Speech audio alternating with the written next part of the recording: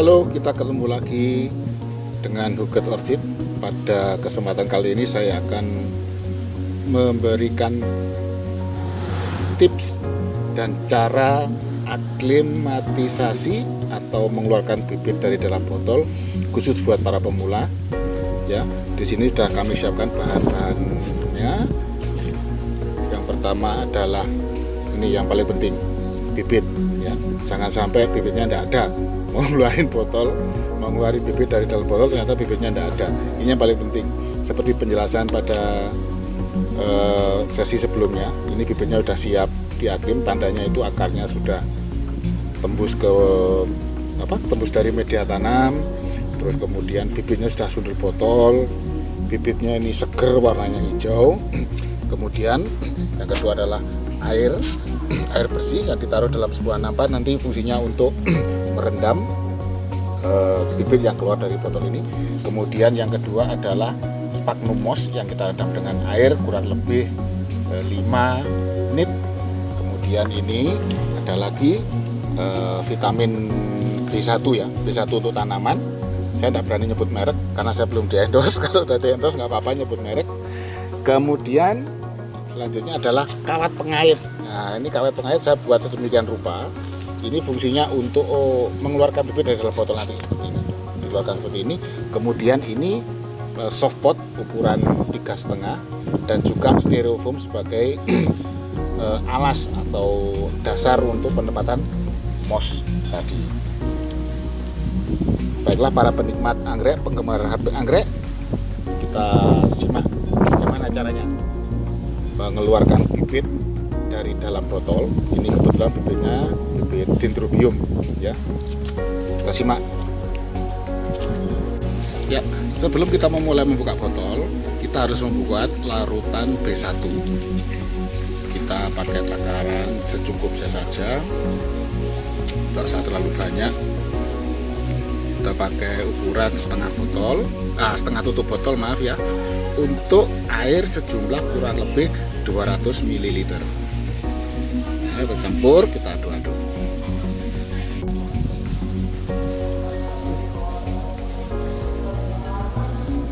Pertama-tama kita isi air, kita buka tutup botolnya tadi ya, kita isi air sedikit saja seperti ini. Kita masukkan air dalam bibit, dalam botol, kemudian kita goyang-goyang.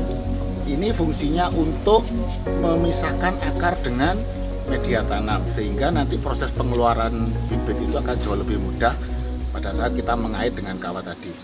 Dan sudah cukup, kita buang ya. Kita ambil alat selanjutnya, ini kawat pengait tadi. Ini di ujungnya saya kasih pegangan biar gampang ini ya. Kemudian caranya seperti ini, kita dengan sabar ambil satu persatu. Kalau kesulitan satu persatu, nggak apa-apa, kita tarik aja bibitnya seperti ini. Ya, nah, udah keluar. Kita rendam ke dalam air bersih. Bentar, kita tuang lagi. Oke, sampai semuanya keluar. Jangan takut misalnya ada daun yang patah atau akar yang patah, itu tidak masalah karena nanti dia akan tumbuh. Tetapi sebisa mungkin Anda hindari untuk mematahkan daun maupun akarnya tadi. Oke. Nah, sudah keluar semuanya. Langkah selanjutnya kita mengambil satu persatu bibit ini. Kita lihat ini ya. Ini kalau ada sisa media tanam ataupun yang masih menempel di akar, kita bersihkan. Kemudian kalau ada daun yang sudah kelihatan layu, ini bisa kita lepas.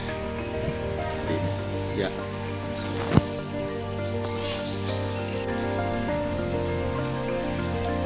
Ya, ini kita bisa lihat ada daun yang kering.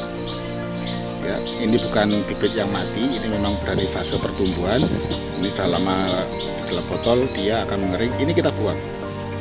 Kita buang, kemudian kalau ada sisa-sisa media tanam itu jelinya itu menempel, kita bersihkan. Kemudian kita masukkan ke dalam larutan B1 tadi, kita rendam sampai dengan kita selesai membersihkan ini. Seperti ini. Dilihat juga kalau memang ada akar yang sudah busuk, itu kita bisa buang akar seperti ini. Ini akar yang sudah busuk, sudah mengering, sudah mati, kita buang. Sebisa mungkin kita bikin ini bersih, tidak ada media tanam yang menempel ataupun daun-daun yang mengering.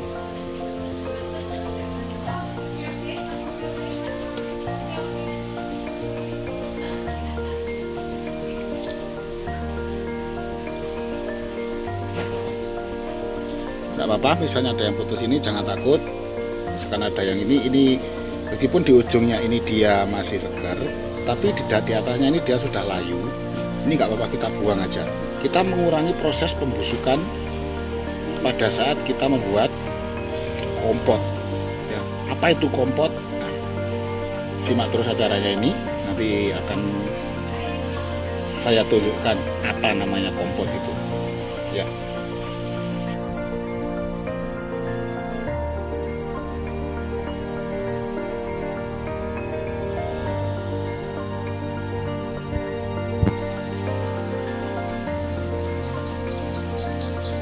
Kemudian kita urai-urai seperti ini. Urai-urai ini fungsinya untuk membuat rongga udara sehingga proses penguapan nanti bisa lancar. Nah, seperti ini.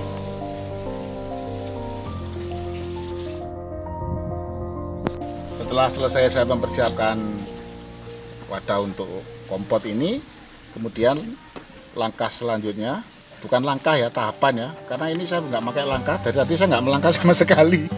Saya diam. Jadi tahapan selanjutnya adalah kita meniriskan anggrek ini, bibit ini kita tiriskan ke dalam koran, bukan ke dalam ya, di atas koran. Kalau di dalam kan masuk, koran nggak bisa dimasuki. Ya, kita tiriskan ini kurang lebih selama 30 menit. Ya, kita tiriskan sebelum kita taruh ke dalam wadah kompot ini, kita tiriskan dulu selama 30 menit. Ya, setelah cukup waktu kita tiriskan selama 30 menit, saatnya kita memasukkan bibit ini ke dalam softpot ini. Oh ya, jangan sampai lupa ya, pada masing-masing softpot ditulis ID dari bibit ini. Setiap kali Anda membeli bibit botol, pasti di situ ada ID yang menentukan anggrek ini anggrek jenis apa. Ini penting sekali menulis ID ini agar nanti kalau jumlahnya Anda belinya jumlah yang banyak, Anda tidak lupa ini anggrek apa ya dulu ya. Ya, jadi ini saya tulis sesuai dengan ID. Kemudian ini prosesnya penempatannya seperti ini. Kita taruh satu persatu. Ya, seperti ini. Usahakan sebisa mungkin ujung akar itu dia masuk ke dalam sphagnum moss, atau kalau nggak bisa ditutupi ini, ditutupi jarang-jarang seperti ini. Kita tata satu persatu.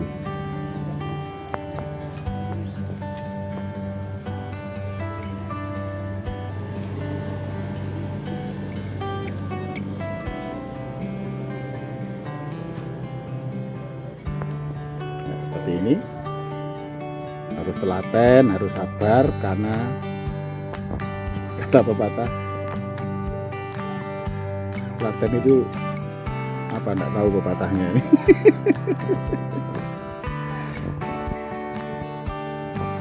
Satu persatu ini saling bersandar. Ya, pada tahap akhir kan seperti ini. Ini semua softpot ini terisi penuh oleh bibit anggrek dendrobium tadi. Ya,